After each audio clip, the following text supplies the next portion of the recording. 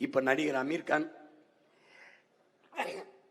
அவர் தெரியாம இருக்க முடியாது, இந்தியாவில் புகழ்பெற்ற நடிகர். அவர் சத்தியமே ஜெயதேன்னு இப்ப இருக்கிற விஜய் தொலைக்காட்சியில் ஒரு நிகழ்ச்சியை நடத்தினார். அதுல நம்ம அப்பா நம்மாழ்வார் மாதிரி வேளாண்மையில் ஆர்வம் கொண்ட ஒரு இளைஞரை பேட்டி எடுக்கிறாரு. அந்த பேட்டியை கேள்வி பயன்படுத்துறீங்க. ஒவ்வொரு 35 கிலோ காய் கனி கழிவுக்கும் நாங்க ஒரு பசுவை வேலைக்கு வச்சிருக்கோம். அதுகளோட வேலையே அதை எப்படி சொன்னார் பாருங்க. இந்த காய்கறி இந்த இதுக்கு ஒரு பசை வேலைக்கு வச்சிருக்கோம்ன்றாப்ல. வேலைக்கு வச்சிருக்க எதுக்கு? சாப்பிட வேண்டியது, சாணம் போட வேண்டியது, அதுக்கப்புறம் ஷெட்ல போய் தூங்க வேண்டியது. இதான் ரிட்டையர்மெண்ட் லைஃப். 8 மணி நேரத்துல அது சாப்பிட்ட பசு கண்ணுக்குட்டி போட்டு பால் கறக்கிறது, அது ஒரு இது, அது வேலைக்கு போற மாதிரி. அப்புறம் ஓய்வு வர்றது, இந்த கண்ணுக்குட்டி போடாத வயசாயிருச்சுன்னா ரிட்டையர்மெண்ட் வாழ்க்கையில ஓய்வு பெற்ற பிறகு என்ன வாழ்க்கைன்னா இறைய சாப்பிடணும், சாணத்தை போடணும். இதுக்கு தான் வச்சிருக்கோம். அது ஒரு தொழிற்சாலை, ஃபேக்டரி மாதிரி. உரத்தை எங்களால தயாரிக்க முடியாது, அதனால உரத்தை தயாரிக்கிற ஒரு தொழிற்சாலை மாதிரி பயன்படுத்தணும்னு சொல்றாப்ல. கழிவுகள்ல கால் பங்கு சாணமா வெளியில வந்துடும். அதாவது நீங்க குப்பைன்னு சொல்ற அந்த கழிவு பொருட்கள் சாணமா வெளியில வருது. அந்த சாணத்துல நமக்கு தேவையான மீத்தேன் இருக்கு. நாங்க அந்த மீத்தேன் சொல்றது கேட்பேன். தஞ்சாவூர்ல மீத்தேன் ஈத்தேன் பயோகேஸ் எடுக்கிறோம்ட்டு நம்ம பூமி தாய் இருக்குல்ல, 3 போகம் நஞ்சை விளையிற அந்த பொண்ணு விளையிற அந்த பூமி தாயின் ஈரக்கொலைய இதயத்தை சிறுநீரகத்தை அறுத்து அவன் மீத்தேன் எடுக்கிறான், நஞ்சாக்குறான். இப்ப உங்க மகன் சொல்றேன், அதை நிறுத்திட்டு இந்த பாரு நான் சொல்லும்போது நம்மள அவர் சொல்றாரு பாரு, மாட்டு சாணி ஆட்டு புழுக்க அதுல இருந்து மீத்தேன் எடுப்பேங்கிறாப்ல. அப்படின்னா நான் நாடங்களும் உன் திருவண்ணாமலையில, உன் செஞ்சியில, உன் வந்தவாசியில பண்ணைய போட்டு அங்கேயே மாட்டு பால் மாட்டுக்கறி, அங்கே பால்வார கட்டி பால்கோவா தயிர் நெய் தயாரிக்கிற தொழிற்சாலை, மாட்டு சாணத்தை கொண்டு குப்பை கிடங்கு, அங்கிருந்து மீத்தேன் ஈத்தேன் பயோகேஸ் எடுத்து எவ்வளவு வேணுமோ சிலிண்டர்ல கொடுத்து என் மக்களுக்கு தடையற்ற எரிகாற்று கிடைக்க வழி செய்வேன்னா நீ சிரிக்கிற. அப்ப நான் என்ன பண்ணுவேன்? இந்த அயோக்கிய பைய ONGC இந்த மீத்தேன் ஈத்தேன் என் தாயை ஈரக்குலைய வழக்கமா தடுத்தாட்டி வெளியே போடா எனக்கு வேணாமடா. என் மாடு ஆட்டு சாணியில இருந்து நான் தயாரிச்சு காட்டுவார் பாரு. இங்க பாரு, பயோடைஜஸ்டர்ல போட்டுறோம். அதாவது பயோகேஸ் பிளான்ட். அதுல இருந்து 99% மீத்தேன் ஃப்ரீ சாணமா வெளியில வரும். அத புழுக்களோட குழியில போட்டுருவோம். அதுக்கப்புறம் அதுல இருந்து கிடைக்கிற கழிவானது அதுவும் 100% அதுங்களோட வயிற்றுல இருந்து வந்தது. என்ன சொல்றாருன்னா, இந்த மீத்தேனை எடுத்துட்டு மீதி இருக்கிற கழிவு சாணத்தை கொண்டு போய் குப்பை கிடங்கு போடும் மண்புழு அதை சாப்பிட்டுட்டு 72 வருஷம் சொல்றாரு. என்னன்னா, ஒரு கருப்பு தங்கத்தை பிளாக் கோல்டா அந்த மண்புழு போடுற கழிவு இருக்குல்ல, அது எப்படி சொல்றாரு? பிளாக் கோல்டுங்கிறாரு, கருப்பு தங்கம்ங்கிறாரு. அவ்வளவு சிறந்த உரம்ங்கிறாரு மண்புழுவின் கழிவை. அப்ப மனித கழிவை எவனாவது மதிக்கிறான் பாரு, மண்புழு கழிவை தங்கம், கருப்பு தங்கம்ங்கிறவள. அது எப்பவுமே எனக்கு உள்ளூர் மாடு விலை போகாத மாதிரி உன் மயம் உலக தத்துவத்தை தான் சொல்றேன், உலக சிறந்த கருத்தை தான் சொல்றேன். நான் சொல்றதுனால நீ கேட்க மாட்டேன், அதனாலதான் அடுத்தவனை வச்சு சொல்றேன். எப்பா நீ சொல்லுப்பா, அப்பவாவது உனக்கு புரியுதானு. ஏன்னா எங்க அப்பா நம்மாழ்வாரு, மகனே நம்ம என்ன சொன்னாலும் நம்ம சொன்ன நம்பாது, அதனால இந்த வெளிநாட்டுக்காரன் சொன்னான்னா தான் நம்பும். மாசோ புக்காக்கோ சொன்னது போல, இந்த ஆரோவில் பெர்னாட்டி கிளார்க் சொன்னது போல, நாங்க அமைதிப்படன்னு ஒரு படம் எடுத்தோம். அதுல எங்க அண்ணன் சத்யராஜ் எங்க அப்பா மணிவன் நடிப்பாங்க. அப்ப உரையாடல வரும், இந்த மாதிரி வெளிநாட்டுக்காரர் அப்படி சொன்னார் இப்படி சொன்னார், இது யார் சொன்னதுன்னு கேட்பாப்ல. தஸ்தோவெஸ்கின்னு அடிச்சு விடுவாப்ல எங்க அப்பா. ஏய் மணியா, இது நீ தானே சொல்ற? ஆமா நான். அப்ப ஏன் இதை வாய்க்கு நுழையாத வெளிநாட்டுக்காரன் பேர சொல்ற? அப்படி சொன்னா தானே அந்த சனம் நம்பும். அது மாதிரி உனக்கு ஒரு நோய் இருக்கு, இதை சீமான் சொல்றதுன்னு புரியல. சீனாவில் ஒரு ஞானி சொன்னான், அவன் சரியாத்தான் சொல்லியிருப்பான். இப்ப நான் சொல்றது நம்பல இல்ல, இதையாவது நம்பு. வர்மிகாஸ்ட் உலகத்திலேயே சிறந்த உரம். இது உலகத்திலே சிறந்த உரம் சொல்றாரு, மண்புழுவோட கழிவு உலகத்திலேயே சிறந்த உரம். இந்த மண்புழு கழிவை பிளாக் கோல்டுன்னு சொல்லுவாங்க. இத நேரடியா பூமியில உபயோகப்படுத்தலாம். மத்ததுல பாக்டீரியல் ப்ராசஸ் மூலமா டீகம்போஸ் பண்றதுக்கு 45 நாள் ஆகும். 9 மணிக்கு எங்க வண்டி வந்து அதை வேஸ்ட கலெக்ட் பண்ணிடும். 10:30 மணிக்கு அதை பசுக்களுக்கு போட்டுருவோம். 6 மணிக்கு சாணமா அது ரெடி ஆயிடும். அத பயோடைஜஸ்டர்ல போட்டா மீத்தேன் இல்லாத சாணமா வெளியில வந்துரும். உடனே அதை மண்புழு குழியில போட்டுருவோம். மறுநாள் மாலையோ இல்ல அதுக்கு அடுத்த நாள் காலையோ, அதாவது 72 மணி நேரத்துக்குள்ள நம்ம கையில பிளாக் கோல்டு இருக்கும். வேகமான ப்ராசஸ், எந்த மிஷினாலையும் இதை செய்ய முடியாது. சில நேரத்துல பசுக்கள் சாப்பிட முடியாத கழிவு பொருட்களும் வரும். அத கம்போஸ்ட் பெட்ல போட்டுருவோம். அந்த கம்போஸ்ட் பெட்ல இருந்து மேகெட்ஸ் வரும். மேகெட்ஸ்னா சின்ன புழு. சின்ன புழுக்கள். கோழிங்களோட முக்கிய உணவு புழுக்கள் தான், அதாவது புழுப்பூச்சிகள் தான். இதை சாப்பிட்டுட்டு அடுத்த நாளைக்கு அழகான முட்டைகளா நமக்கு தருது. புழுக்களை பார்த்து முகத்தை சுழிக்கிறவங்க மறுநாள் டேபிள்ல உட்கார்ந்து அந்த ஆம்லெட்டை சாப்பிடுவாங்க. எந்த டெக்னாலஜியாலையும் எந்த மிஷினாலையும் இதை பண்ண முடியாது. அதைத்தான் உங்க மையம் 15 வருஷமா கத்துறேன், நீ கேட்க மாட்டேங்கிற. இப்பவாது கேட்டு தவிச்சது ஒரு ஓட்ட போட்டு விடு. இப்ப அதை கொண்டு விட்டு செயற்கையா மண்புழு உரம், இந்த பாரு எப்படி ரசாயன உரத்துல சிக்கி சாகுறான் பாரு, அழிஞ்சு போறான். யாரு? பிளாக் கோல்டு, ஆகச்சிறந்த உரத்தை தந்தவன் செத்து போயிட்டான். எதுல? பாக்டம்பாஸ் 60, 20 யூரியா, சல்போட்டு, பொட்டாசியம், கண்ட கருமத்தை போட்டு மண்ணில் இருந்த இயற்கையான அந்த வளமிக்க அந்த உரங்களை கொன்னுட்ட பாரு, உன் பூமி செத்து போச்சு. இப்ப என்ன பண்ற? செயற்கையா மண்புழு உரம் தயாரிக்கிறேன்ட்டு கிளம்பிட்டேன். மண்புழு தயாரிக்கிற கூடம் ஊர் உரம் வச்சிருக்கா. எப்படி? செயற்கையா. முன்னாடி ஒரு மண்வெட்டி ஒரு களை கொட்டிட்டு தோன்னா 50-100 புழு வரும், அதை எடுத்து மாட்டி தூண்டில் போட்டு மீன் பிடிப்பான். இப்ப மண்புழுவை தனியா தயாரிச்சுக்கிட்டு திரியிறா நீ. செயற்கை கருத்தரிப்பு ஊருக்கு இருக்குல்ல, அது மாதிரி செயற்கையா ஒன்னே உருவாக்கிட்டு திரியிற. பாத்துக்க. இப்ப இந்த ரசாயன உரத்து போட்டனால எப்படி அவன் சாகுறாங்கிற காட்சியை பாக்குற. இப்ப தயாரிக்கிறாங்க கூடாரம் கட்டி. என்ன கொடுமை பாத்துக்க, எப்படி பாத்துக்க. இயற்கையா இருந்ததை அழிச்சு விட்டு செயற்கையா உற்பத்தி செய்யறேன்னு கிளம்பிட்டாங்க.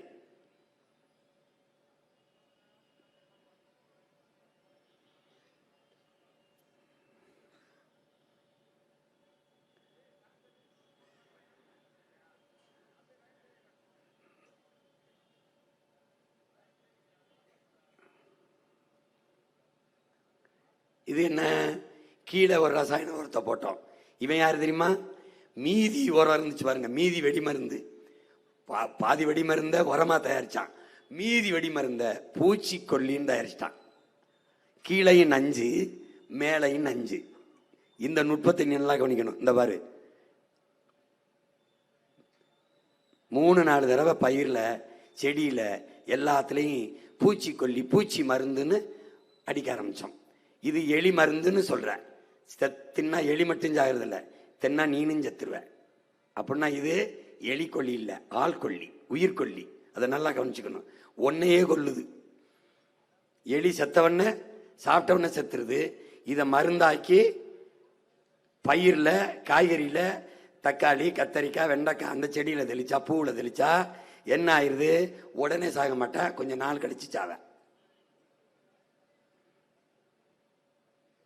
இங்க பாரு, இந்த பூச்சி வருது, வண்டு வருதுன்னு எதனோன்னிறோம் அந்த ரசாயன மருந்துகளை அடிச்சு. எங்க அப்பாட்ட கேட்டேன், நம்மால்வார்ட்ட, இந்த பூச்சிகளை கொல்றதுக்கு என்னப்பா பண்றது? ஏப்பா பூச்சியை கொல்லணும்னு கேட்டாப்புல. ஒரு பூச்சி தேன் தருது, ஒரு பூச்சி பட்டு நூல் தருது. பல பூச்சிகள் மகரந்தத்தை கடத்தி, இந்த பூலேருந்து அந்த பூவுக்கு மகரந்த கடத்தி உற்பத்தி பெருக்கத்தை, விளைச்சலை பெருக்குது. இப்போ இந்த பூச்சிகளை கொண்டுட்டு எப்படிப்பா மகரந்தத்தை கடத்துறது? தேனுக்கு என்ன செய்யுது, பட்டு நூலுக்கு என்ன செய்யுதுன்னு கேட்டாரு. எவன்டையும் பதில் இருக்காது. இது என்ன செய்து பாரு இந்த பூச்சி தேனி. இங்க பாரு, ஒரு ஒரு ஒரு ஒரு ஒரு ஒரு ஒரு தேன் கூட கட்டுறதுக்கு ஒரு தடவை 1 லிட்டர் தேன் வச்சுக்கிறீங்க.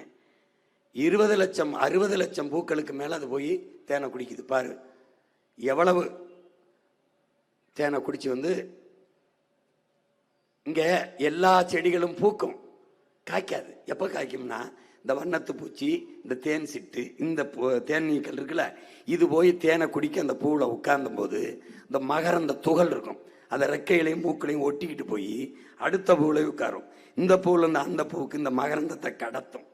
அப்பதான் அது 2 சூழ் கொண்டு கரு கொண்டு காய்க்கும். இல்லைன்னா பூக்கும் உதிர்ந்துரும். அப்ப காய்க்க வைக்கிறது யாருன்னா இந்த வண்டு தான். இப்ப இந்த வண்டு இல்லைன்னா உற்பத்தி பெருக்க இருக்காது, விளைச்சல் இருக்காது. விளைச்சல் இல்லைன்னா நாட்டில் பஞ்சம் வந்துடும். பஞ்சம் வந்ததுன்னா பசி வந்து, வறுமை வந்து சாக வேண்டிதான். இதனால அது பூச்சின்னு நினைச்சிடாத. பாரு என்னென்ன வேலை செய்யுதுன்னு பாரு இந்த தேனி. இப்ப நீ என்ன தெரிஞ்சுக்கணும் தேனியை பத்தி? எத்தனை நாய் இருந்தது? 1000 நாய் இருந்தாலும் ஒரு கல்லை விட்டு எரிஞ்சினா நாய் ஓடும். உருவத்துல பெரியதுதான் நாய், கடிக்கிறது தான். ஆனா கல்லை விட்டு எரிஞ்சினா பயந்து ஓடிடும். ஆனால் இந்த மாதிரி சின்ன தேனி தான் உருவத்துல எரிஞ்சதுன்னு வச்சுக்க, நீ ஓடுவ. எப்படி ஓடுறா பார்த்துக்க. பெரிய உருவம் நாய் கல்லை விட்டு எரிஞ்சினா அதே கல்ல தேன் கொட்டி மேலே எரிஞ்சுன்னு வச்சுக்க, நீ ஊரே திரண்டு ஓட வேண்டியதுதான். 1000 நாய்களுக்கு என்ன மோப்ப சக்தி இருக்கோ அது அந்த தேனீக்கு இருக்குதுங்கிறான். அதனுடைய உழைப்பை நீ சாதாரணமாக குறைய முடியாது. நம்முடைய தாத்தா ஜேசி குமரப்பாவை காட்டினல்ல, அவர் பொருளாதாரத்தை தற்சார்பு பசுமை தாய்மை பொருளாதாரத்தில் பிரித்து எழுதும்போது பொருளாதாரத்தில் பல படிநிலைகளை எழுதுறார். அதுல சேவை பொருளாதாரம், சந்தை பொருளாதாரம், அடாவடி பொருளாதாரம், இப்படி பல வர்த்தக பொருளாதாரம் எழுதும்போது சேவை பொருளாதாரத்திற்கு உதாரணமாக தேனியும் விவசாயம் தான் சொல்றார். என்ன விவசாயி தனக்கு மட்டும் விளைவிப்பதில்லை, தன் பசிக்கு மட்டும் உழைப்பதில்லை, தன் பசிக்கு போக்கி ஊரார் பசிக்கும் உழைக்கிறான். அதனால அது சேவை பொருளாதாரம்ங்கிறார். தேனி தன் உணவுக்குத்தான் சேமிக்குது, ஆனால் பிறர் தேவைக்கும் பயன்படுவதால அது சேவை பொருளாதாரம்ங்கிறார். புரியுதா? அந்த சேவை பொருளாதாரத்தின் நாயகனே உழவனும் தேனீக்களும் தான். இந்த மகரந்த கடத்தில் இல்லைன்னா எதுவும் விளையாது. இப்போ இந்த தேனீக்கள் செத்து போச்சுன்னா இப்போ என்னன்னு பார்த்தீங்கன்னா, இந்த தேன்கூட்டில் ராணி தேனி இருக்குது, ராணி தேனி இருக்குது. இந்த ராணி தேனி என்ன செய்யுதுன்னா, தேனீக்கள் செத்துருச்சுன்னு வச்சுக்க 4 ஆண்டுகள் கூட மனித இனம் இருக்காதுன்னு ஆல்பர்ட் ஐன்ஸ்டீன் சொல்றான்.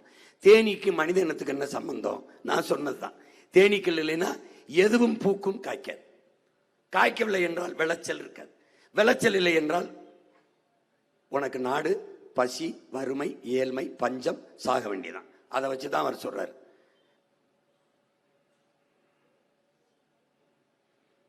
இந்த பூச்சி ஏன் சாகுது? இப்ப தேன்கூடு, இதுல ராணி தேனி தான் அங்க தலைமை. இந்த ராணி தேனி கட்டளை இட்டு அந்த ராணிக்கு கட்டளைக்கு படிஞ்சு இவங்க தேன் சேகரிக்க எல்லா சேவகர்களும் போவாங்க. சில காவல் ராணிகள் தேனிகள் மட்டும் அந்த தேன்கூட்டை காத்துக்கிட்டு ராணிக்காக நிற்கும். இப்போ அரண்மனையை விட்டு எல்லா தேனியும் கிளம்புது, தேனீக்களை தேன் சேர்க்க கிளம்புது. இந்த போகுது பாரு, போகுது. இப்போ இந்த கூட்டை விட்டு போகும்போது அதுக்கு எங்கிருந்து கிளம்புறோம்னு தெரியுது, எங்கிருந்து கிளம்புறோம்னு தெரியுது, எங்கே போகிறோம், எந்த பாதை வழியை போகிறோம்னு தெரியுது. இந்த போகும் இந்த பூக்களை போய் தேனை சேகரிக்கும்.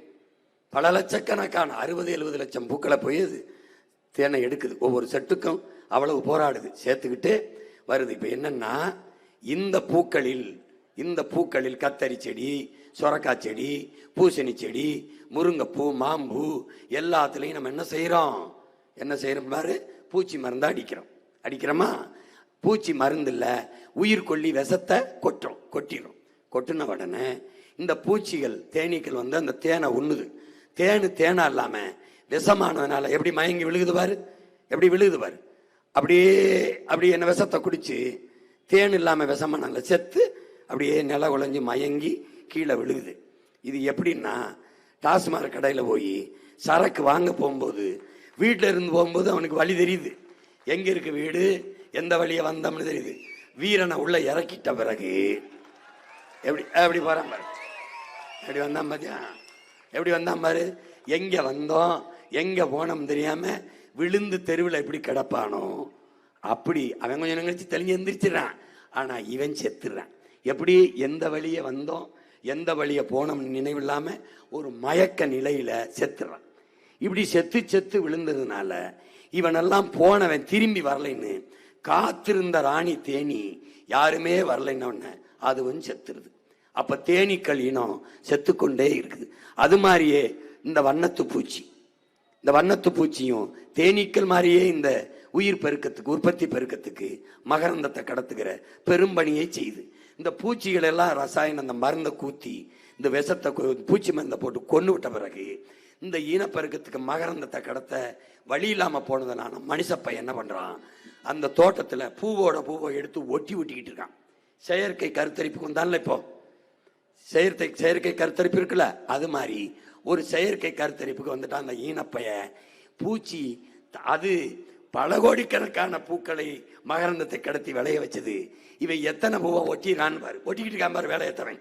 எங்க ஊர்ல வேலை இல்லாத டெய்லர் யானைக்கு டவுசர் தச்சான்ங்கிற மாதிரி இவன் என்ன பண்ணிக்கிட்டு இருக்கான், அந்த பூச்சியெல்லாம் கொண்டு விட்டு இந்த பரதேசி ஒவ்வொரு பூவா எடுத்து இங்க ஒட்டுவான் பாரு. இது செஞ்ச வேலைய அவன் செஞ்சுக்கிட்டு இருக்கான். இது நம்ம தாத்தா ஜேசி குமரப்பா இந்த தேனீக்கின் பொருளாதாரத்தை சேவை பொருளாதாரம் சொன்னது போட்டிருக்கோம். அவன் செயற்கை கருத்தரிப்புக்கு வந்து ஒரு தோட்டத்தில் எத்தனை பூவை அவன் ஒட்டிடுவான், வேலைக்கு ஆள் வச்சு ஓட்டிக்கிட்டு இருக்கான்.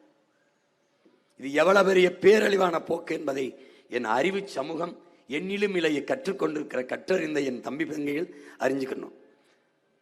இது வந்து உங்களுக்கு பொழுதுபோக்குக்கு சொல்லல, இருக்கிற பொழுதை எதிர்கால பொழுதை நல்ல பொழுதை ஆக்குறதுக்கு சொல்றேன். உங்க அண்ணன் எனக்கு இங்க வரு, நான் ஓட்டு கேட்கறதுக்காக இதை சொல்லல, நாட்டை காக்கிறதுக்கு சொல்றேன். வாக்குக்கு சொல்லல, உன் வாழ்க்கையை காப்பாத்துறதுக்கு சொல்றேன். நீ போட்டா போடு, இல்லைன்னா போ, என் பிறவி கடமை நான் சொல்லிடுறேன். இது யாரு? ஒரு பூச்சி பட்டு புழு தருது, பட்டு நூல் தருது. இவன் பாரு, இதுல என்னன்னா இந்த உணவு சங்கிலியே சொல்லுது. இப்போ இந்த எலி இருக்கணும், எலி இருந்தா பாம்புக்கு உணவு. தவளை இருக்கணும், அது யாருக்கு? பாம்புக்கு உணவு. அது இது வந்து உணவு சங்கிலி. உணவு சங்கிலின்னு உலகம் இருக்கு. இங்க ஒரு பூச்சி, இங்க ஒரு பூச்சி, தவளை, தவளை பாம்பு, அப்புறம் எலி, பாம்பு கழுகு, அப்புறம் தாவரங்களை வந்து பூச்சி சாப்பிடும். இங்க அந்த சிதை வந்து இதுகளை வந்து காளான் இதுகளை சாப்பிட்டு வளரும். அப்போ இயற்கையில ஒன்னை ஒன்று சார்ந்து இந்த உணவு சங்கிலி இருக்கு. இதுல ஒன்னை அறுத்திட்டீங்கன்னா உலகம் சிதைஞ்சிரும், உலகம் சிதைஞ்சிரும்.